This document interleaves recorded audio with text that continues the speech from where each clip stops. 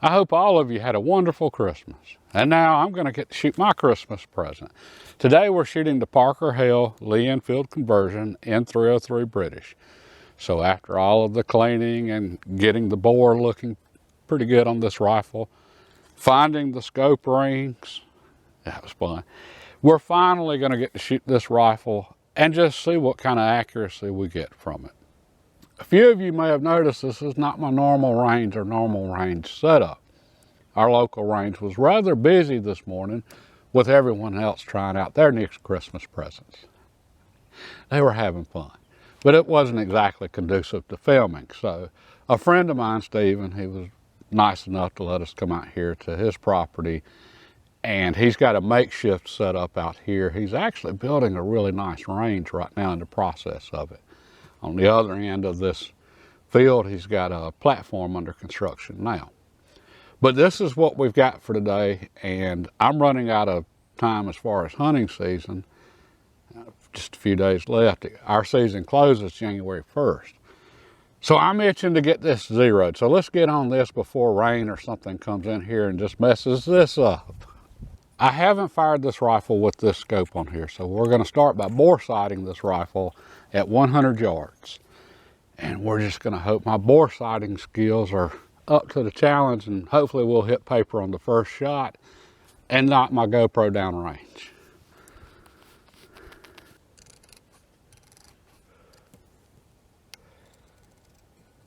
That should get us on paper, and we have 3 different types of factory ammunition to try. I'll try load development later on when we have time.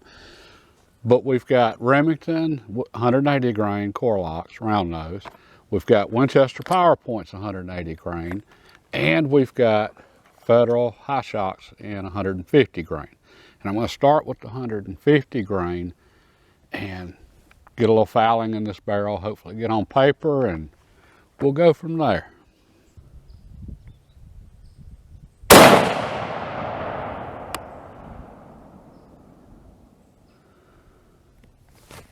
The elevation looked really good on that one. Looks like I'm 3 or 4 inches to the left. And I've got a 7 power scope here, so I can't exactly just zoom in and know exactly where I am. But hey, we're on paper and we're gonna fire 3 more shots and see what kind of group we get from this. And the velocity on that was 2,610 feet per second. The advertised velocity, I think, is 2,690 feet per second. But this is a shorter barrel than a standard Lee Enfield. So I was expecting lower velocities, plus it being an older barrel.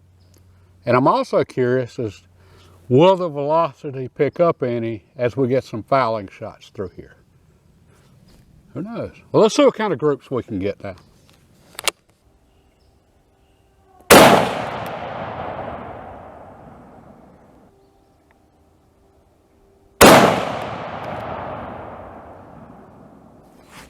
All right, let's walk down and see what we've got. That is not a bad looking shot group there. Just starting out, just getting some fouling in the bore. Just mounted the scope. We're under 3 inches on a 3-shot group. I'm gonna take it at this point. And I was curious on that rifle. It's a lot thinner barrel than a standard Lee Enfield, even the number 1s, which had thinner barrels. I was curious as to how it was going to shoot, and I'm still curious, and we're going to fire more rounds and see where we end up at. But I'm not expecting this to be a target rifle. I never planned that. And truthfully, for hunting in the woods, stalking, out to 200 yards, I would hunt with what we have right now and wouldn't think twice about it. I've hunted with rifles that shot worse than that and never had an issue, even out to 300 yards. So with what I'm seeing right now, I'm pleased, and I'm sure these groups are gonna come down as we shoot more and try different ammo, and especially once we start reloading.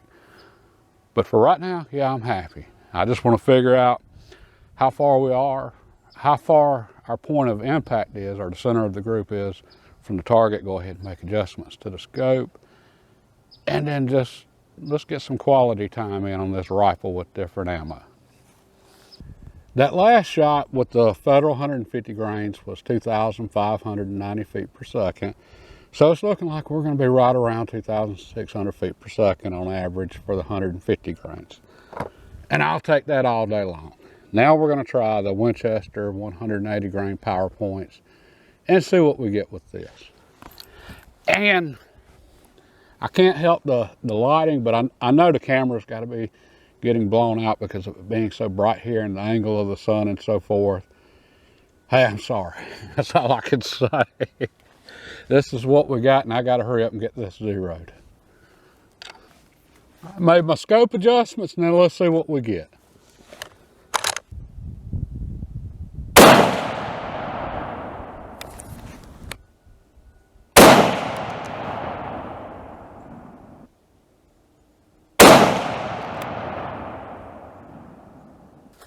Well, those 180 grain power points, I'm guessing that's just where I made the adjustments on the scope, because I did adjust before I fired these. I'm guessing that distance there, the group opening up, is just from that. It took it a moment for the scope to actually move. And I say that because if I adjusted the scope left to right. I moved it to the right 3.5 inches. If you'll notice, the variation in that group is just left to right, just windage. So we'll fire another 3-shot group with 180 grains and see. And I forgot to mention it a moment ago, but the last shot on that was running 2,775 feet per second on the 180 grains. So not too shabby. So we're going to try another 3-shot group with the Winchesters and see if that doesn't tighten up.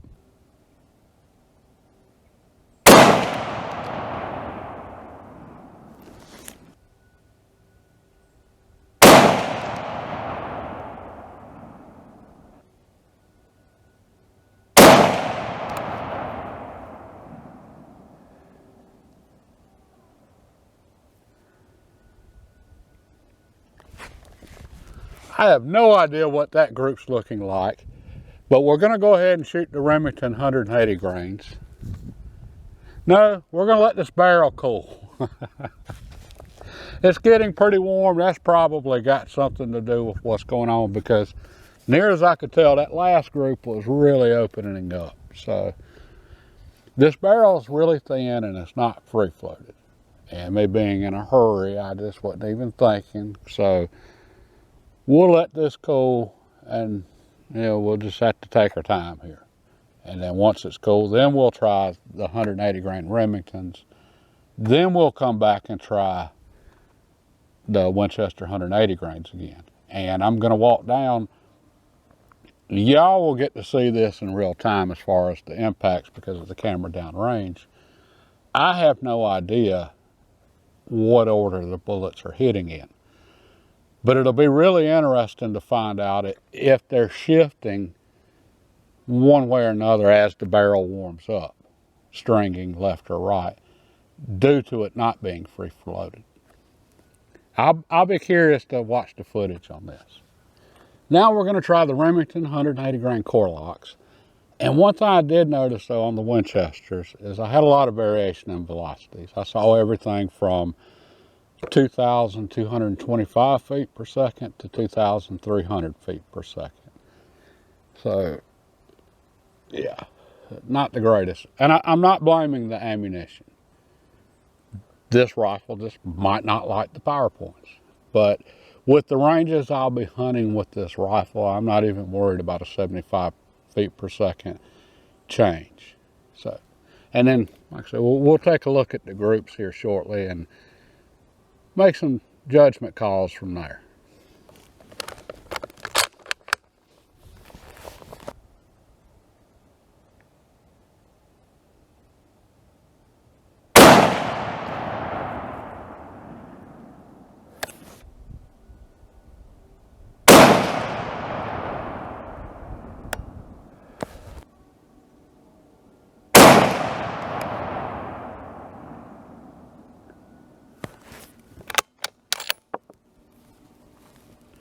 All right, let's go down and see what we've got. The Winchester power points, well, that was kind of what I was wondering about, if our variation was going to be left and right. So the stringing that I mentioned, and it seems to be what's going on. I'll be interested to look at the footage and see if each shot is consecutively moving away, or was that just a random 3 shots with variation left and right. But I'll find out shortly when I review the footage. And the core locks. Okay, and y'all watched this, so y'all know what happened or didn't happen, but I'm only seeing 2 shots. I don't know where that third one went. And I noticed my point of impact for the core locks was a lot higher than the Winchester power points, which makes sense because according to the chronograph, the Remington core locks were running a lot higher velocity. I was over 2,400 feet per second with 2432, I think, on the last shot I fired with the 180 grain core lock. So that's over 100 feet per second faster than the Winchester power points, which is interesting. Again, higher point of impact. I'm guessing the 150 grain Federals are going to have a very similar point of impact as the 180 grain Remingtons. And if that's the case, that'll be really nice to be able to just swap those cartridges at will and have the same point of impact at 100 yards. So we'll try the 150 grain Federals again now that we've got a few rounds through the rifle and some fouling laid down. See what we get with that. And I'm going to fire one more group of the core locks because I'm curious. I've got a missing shot here. Maybe it's just in the same hole as one of those others too, or it's just way off, one or the other. I'll find out about that one when we review the footage also. Now let's try a third group with these Remington 180 grain core locks.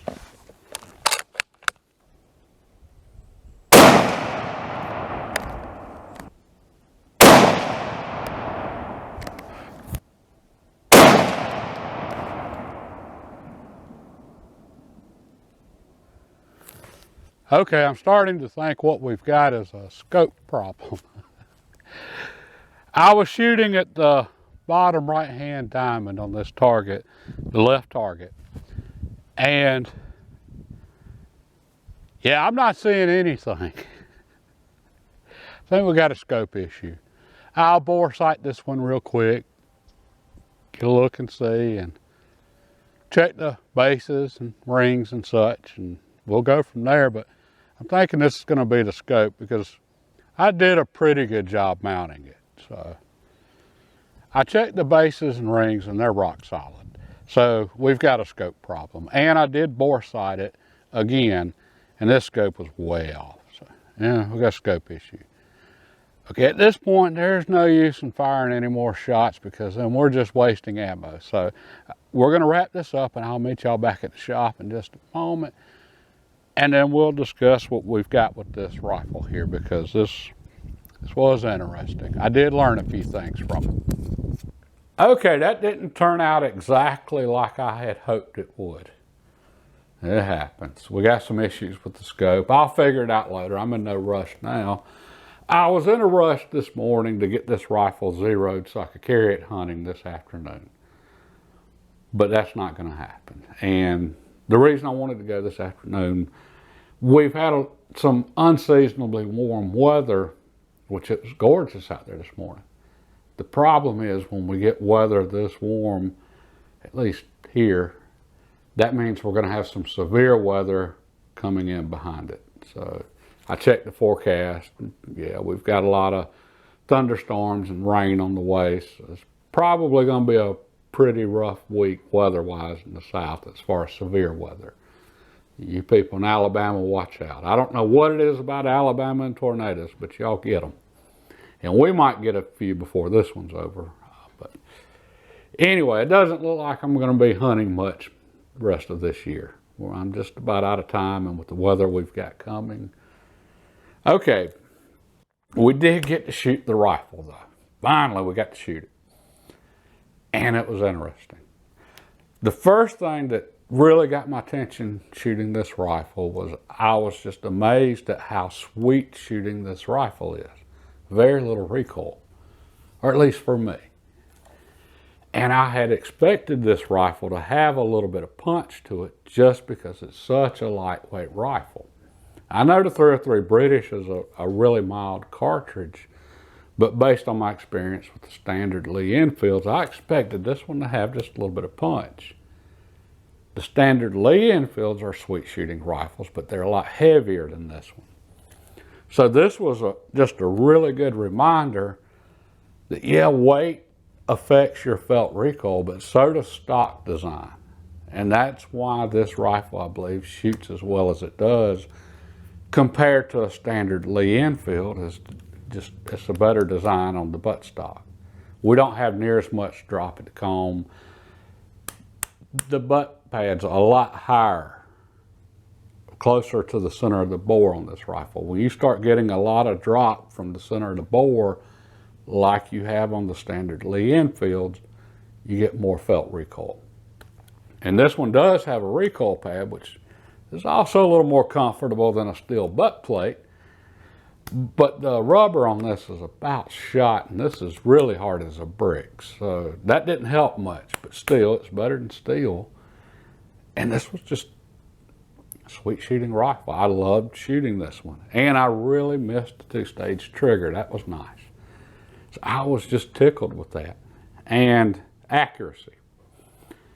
We've got scope issues, but we got to see enough there to know that this rifle has a lot of potential on the accuracy side.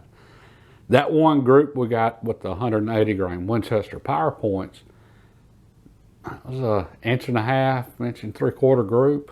I didn't measure the groups after the scope issues, but that was enough to let us know that we're going to be able to set this rifle up and it's going to shoot. That's good to know. And as far as what I thought about maybe it stringing to one side, okay, y'all got to see it on the video. I didn't get to see it when I was shooting because I just couldn't see where most of my shots were going at 100 yards with the 7-power scope. But no, it was not stringing to one side. It was just, that was the random shots. It's just most of my variation was left to right for whatever reason. So that'll be something we'll get into later on when I get back to this rifle. And now that season's pretty much over, there's no rush now. So we can take our time and it'll be ready to go for next year. That's all I can say. And this channel stuff here, but I've been behind on comments and so forth, just really busy with the holidays and trying to get this set up. Y'all know the drill, but I did get several questions from some of you on the specific mounts for this rifle, the base. Okay, the 1970 Parker Hale catalog, it calls for a A29 base for the number 4, and then it calls for an A27 base for the number 1 Lee Enfields. Okay, this particular rifle here has neither. This has the Parker Hale 4440W base. So, you know, if you ask me what base did I have on this one, that's what I've got on this one. And truthfully, I'm not sure if this is a number 1 or a number 4. And I had a conversation with someone a while back when I did the first video on this Parker Hale. They named the specific part number for this base. I don't think they called it the 4440. I believe they called it another part number. They said that base was just for the number 1. And I've since looked, and the 4440W, I believe, was used on both the number 4 and the number 1. And they also mentioned that the difference between the number 1 and number 4, the easiest way to tell the difference on these heavily modified receivers is that the number 4s have a release back here for the bolt. So the bolt release is actually a little catch. Well, I was confused when they said that because I've never seen a Lee Enfield number 4 with the catch right here. And that's since doing a little research. That's because all of the Lee Enfields I shot, the number 4 that I have and the ones I've seen, they're number 4 Mark 1 stars, the asterisk. Okay, the asterisk means it doesn't have the bolt release back here. And all of the Lee Enfield number 4s made in North America, so the Canadian Long Branch and the ones made by Savage, all of those are number 4 Mark 1 stars. So all of those have the exact same bolt release as the number 1s, which is there's a slot up front that you just lift up on the pin to release it. So in other words, I still don't know which one this is for sure. All I can say is I can put this up to my number 4 and it's a perfect match on the receiver. So I'm assuming this is a number 4. Either way, I don't really care. It's a great shooting rifle. And when I bought this, it never said if it was a number 1 or a number 4, and I didn't care then. Still don't, truthfully. But after getting it and then comparing it to the number 4 receipt, the number 4 that I already have on the standard Lee Enfield, it matches it. Now maybe on the number 1s, after they get through cutting everything off, and maybe it's the same receiver. I really don't know. But I did want to pass on that little bit of information to those of you that had asked about it, because I read the comments, and I read all of the comments. It just, I can't keep up with them. I'll see a comment and then, hey, let me answer this one, and I'll go do something, 5 minutes, come back to answer it, and it's buried in all the new comments that have came in. And that's how on my end with YouTube is when I bring up the channel, I'll see all of the comments, and then YouTube just keeps putting all of the new comments on top of the old ones. So there's quite a few comments we're probably a month or two back. I'm probably a month or two behind on some of the comments now. I apologize, but only so many hours in the day. But I'm going to try to get caught up on all that, especially now that it's looking like my season's done. So anyway, it was a great year. It really was. And it was great getting to shoot this rifle and seeing how great it shoots, and that the accuracy potential is really here with this rifle. That was pretty exciting, and just a positive note to end this season on. Now we got to get ready for the coming year. Yeah, New Year's is here, so it's going to be a good one. It's going to be a challenging one, though, I'm convinced of that, and we'll talk more about that next week. I'm going to focus on enjoying this week, and yeah, I saw some things we need to talk about next week, some economic stuff. I know, boring stuff, but we'll talk later. I hope y'all enjoyed going to the range today, and if you got any questions on this rifle, just ask, and God bless. Y'all have a wonderful evening and a wonderful year.